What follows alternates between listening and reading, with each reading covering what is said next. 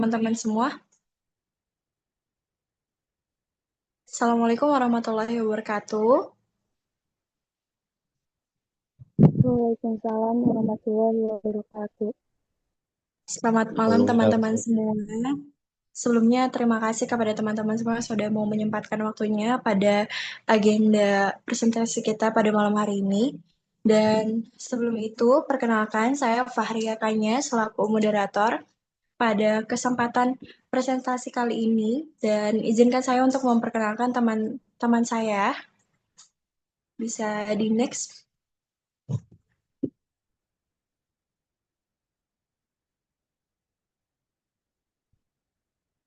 Baik, yang pertama ada teman saya dari Devi Triana Rahmadina, kemudian ada Hanif Zaki Abizar, kemudian saya sendiri, kemudian ada saudara Muhammad Dipta Rama, Najwa Ananda, serta Nazwa Salsabila. Baik, pada kesempatan kali ini kami akan membahas terkait spektral fotometri UV vis.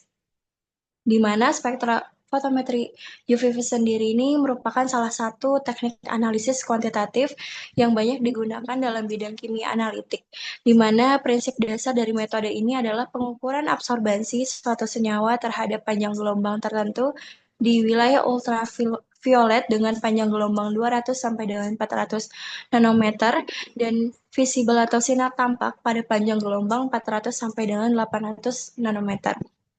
Kemudian, elektron pada ikatan dalam molekul menjadi tereksitasi, sehingga berada pada keadaan energi yang lebih tinggi dalam proses menyerap sejumlah energi yang melewati larutan tersebut. Watson pada tahun 2010. Bisa di next.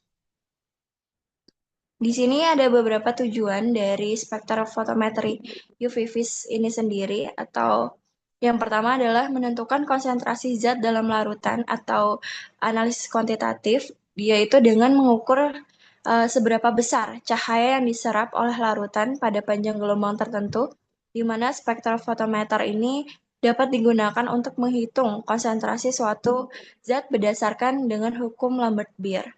Yang kedua adalah identifikasi senyawa atau bisa dibilang juga pada analisis kualitatif, di mana setiap senyawa memiliki pola serapan cahaya atau spektrum yang khas di bawah di wilayah UV, yaitu pada rentang panjang 200 sampai dengan 400 nanometer dan pada visible atau sinar tampak yaitu 400 sampai dengan 800 nanometer yang biasa digunakan sebagai sidik jari untuk mengidentifikasi senyawa tertentu. Yang ketiga, yaitu mengamati perubahan reaksi kimia, di mana spektrofotometer UV vis ini dapat digunakan untuk memantau kinetika reaksi atau perubahan struktur senyawa secara real-time melalui perubahan absorbansi. Bisa di next, teman-teman. Baik, untuk prinsipnya sendiri, teman-teman, prinsip dari spektrofotometer UV vis ini bekerja berdasarkan dengan interaksi antara cahaya dan materi, khususnya prinsip absorbansi cahaya oleh senyawa kimia pada panjang gelombang tertentu. Dan hal ini diketahui dari hukum Lambert-Beer, di mana eh, A atau absorbansi sama dengan koefisien aktivitas molar tergantung pada jenis zat dan panjang gelombang dikalikan dengan panjang lintasan cahaya dikali konsentrasi larutan.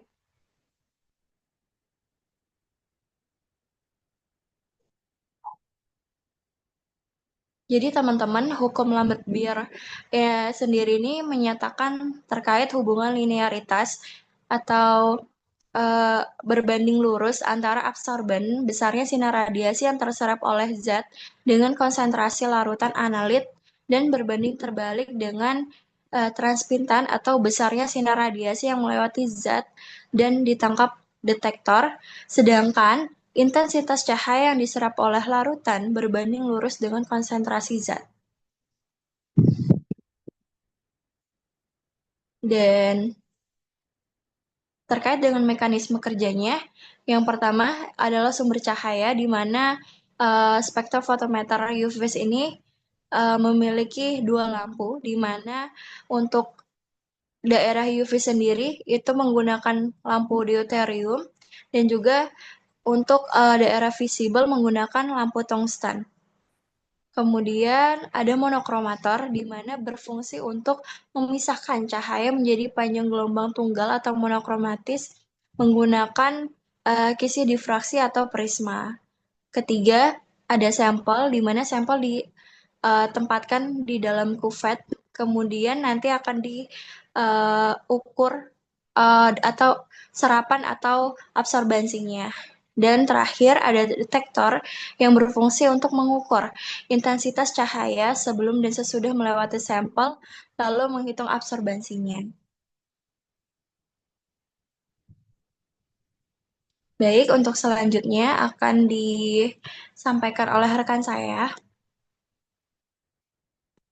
Terima kasih atas waktunya. Pertama, harusnya tadi saya nyampein dari sebelumnya sih, tapi nggak apa-apa. Lanjut aja dari yang sini.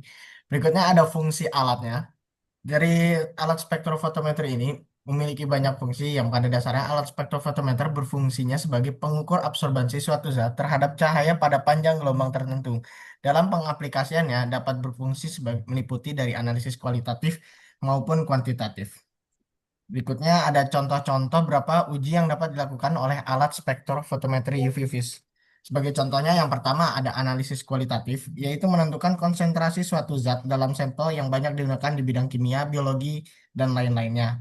Berikutnya ada analisis kualitatif, di mana analisis kualitatif adalah mengidentifikasi suatu zat berdasarkan spektrum serapannya, membantu mengetahui jenis, struktur, dan bentuk dari senyawa. Yang ketiga ada pengukuran warna. Spektrofotometri UV-Vis juga dapat digunakan sebagai alat mengukur suatu larutan atau padatan dari menganalisis cahaya tampak yang ditransmitasikan pada pantulan cahayanya. Yang keempat ada analisis perubahan struktur. Spektrofotometri UV-Vis juga mampu memantau perubahan struktural pada suatu zat seperti DNA melalui serapan spektrumnya. Yang kelima, karakterisasi material. Spektrofotometri UV-Vis juga dapat digunakan untuk menguji kemampuan bahan dalam menyerap dan mentransmitasikan cahaya seperti pada kain, lensa, dan kaca-kaca lainnya. Lanjut. Di balik kelebihan dari alat spektrofotometri UV-Vis tentunya memiliki kekurangannya juga. Berikut ada kelebihan dan kekurangan dari alatnya. Yang pertama, kelebihannya mampu meliputi kemudahan dalam penggunaan, kemampuan menganalisis larutan dengan konsentrasi rendah dan selektivitas yang baik dalam beberapa senyawa. Berikutnya ada kekurangannya. Tentunya selain dari kelebihan dari alat tersebut, UVV juga memiliki beberapa kekurangan, yakni mulai dari sensitif terhadap perubahan lingkungan, keterbatasan gugus fungsi yang dapat diuji, keterbatasan sampel cair, hingga dapat mengalami intervensi pada pengukuran.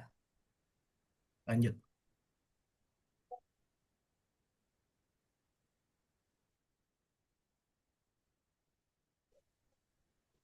Nah, di sini ada estimasi ketidakpastian pengukuran.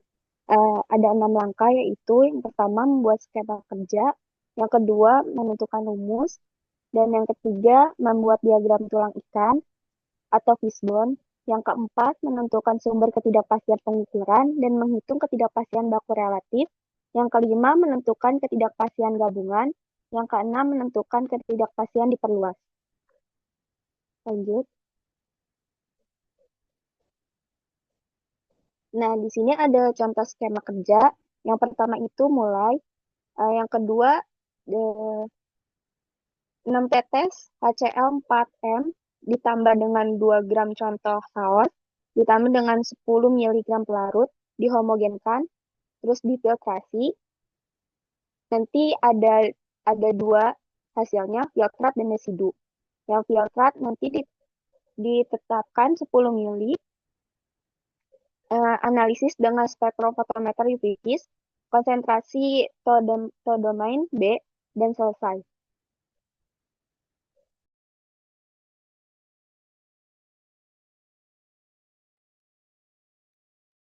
Baik, ini yang merupakan rumus untuk mendapatkan hasil konsentrasi yang dimana kami mengambil rumus konsentrasi ini dari salah satu jurnal yaitu validasi metode penentuan rodamin B dalam sampel saus secara spektrofotometri UV vis dengan dua variasi pelarut. Yang dimana untuk mendapatkan konsentrasi dari rodamin B ini dengan cara konversi menjadi satuan miligram per kilogram. Untuk mendapatkan konsentrasi rodamin B dalam satuan miligram per kilogram ini, dengan perhitungan konsentrasi dalam sampel dalam satuan miligram per liter dikali dengan volume sampel dalam satuan liter dibagi dengan bobot sampel dalam satuan kilogram dan dikali 100%.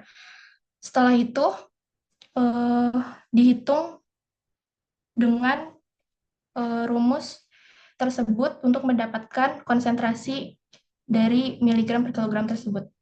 Oke, lanjut.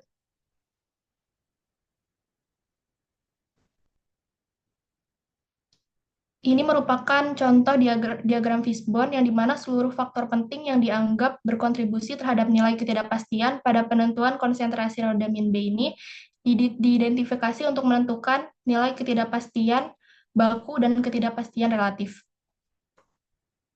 Lalu selanjutnya,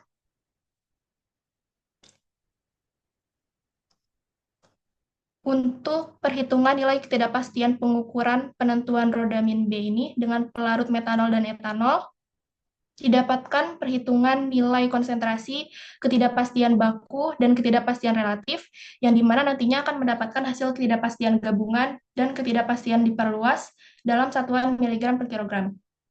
Oke, selanjutnya.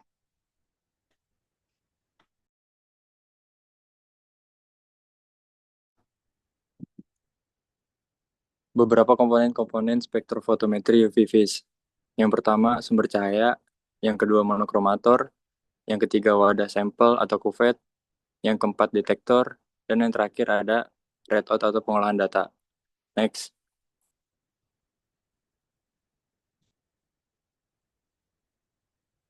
Sumber cahaya. Spektrofotometri UV vis biasanya menggunakan dua jenis sumber cahaya. Yang pertama, lampu deuterium. Digunakan untuk rentang panjang gelombang ultraviolet, yaitu sekitar 200 sampai 400 nanometer. Yang kedua, lampu tungsten atau wolfram. Digunakan untuk rentang panjang gelombang visible, yaitu sekitar 400 sampai 800 nanometer. Sumber cahaya ini menghasilkan cahaya polikromatik, artinya terdiri dari berbagai panjang gelombang.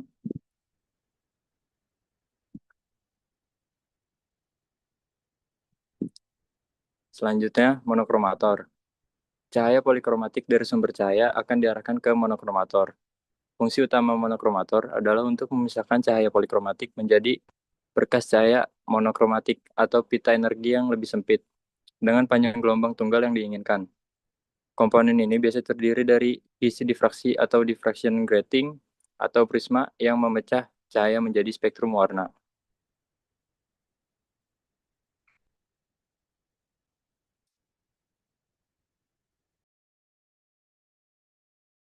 Lalu ada kuvet. Setelah cahaya monokromatis dihasilkan oleh monokromator, cahaya ini akan diarahkan ke dalam kuvet, yaitu ruang tempat sampel berada. Nah, kuvet ini terbuat dari bahan yang disesuaikan dengan panjang gelombang cahaya yang digunakan. Misalnya, kalau kita pakai sinar UV, kuvet yang digunakan biasanya terbuat dari kuarsa.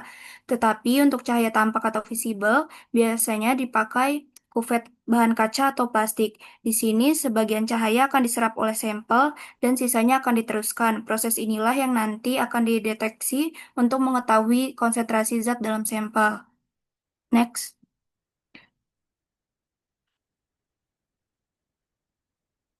Lalu ada detektor. Cahaya melewati sampel, cahaya yang diteruskan akan sampai ke detektor. Detektor ini punya peran penting untuk mengukur intensitas cahaya yang berhasil melewati sampel.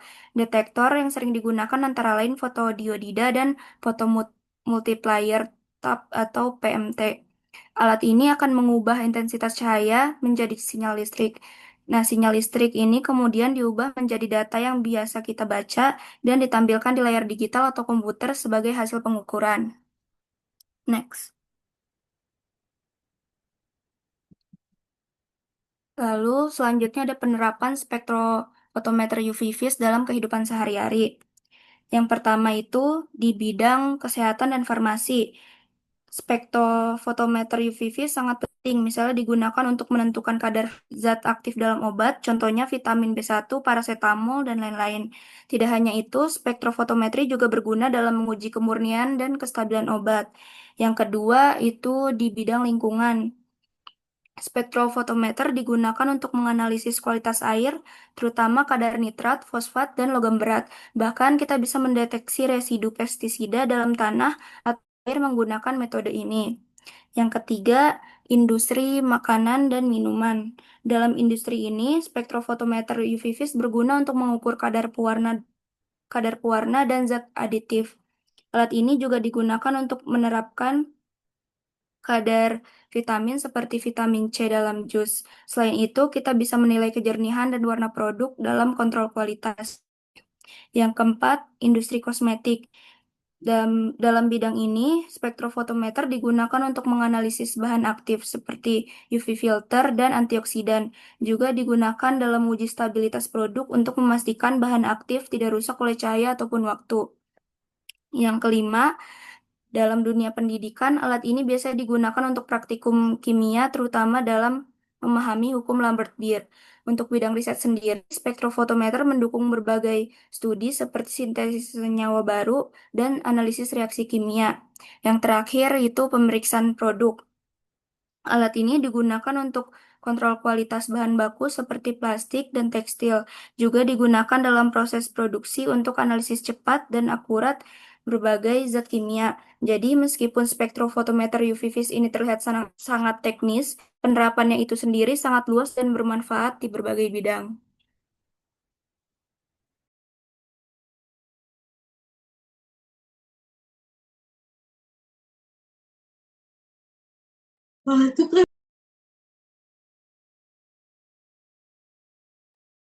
Baik, teman-teman, sekian pemaparan dari kelompok kami mengenai materi spektrofotometri UV vis.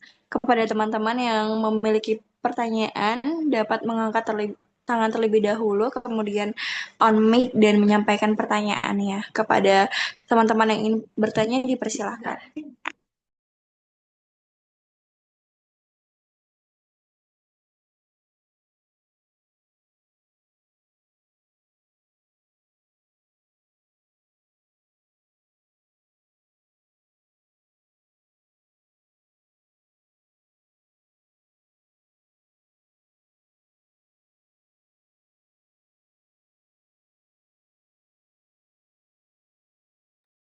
Pada teman-teman yang ingin bertanya, dipersilakan.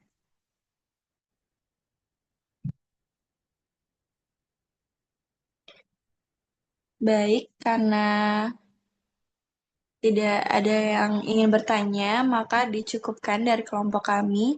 Mohon maaf apabila terdapat perkataan yang kurang berkenan. Wabillahi taufiq walhidayah. Wassalamualaikum warahmatullahi wabarakatuh.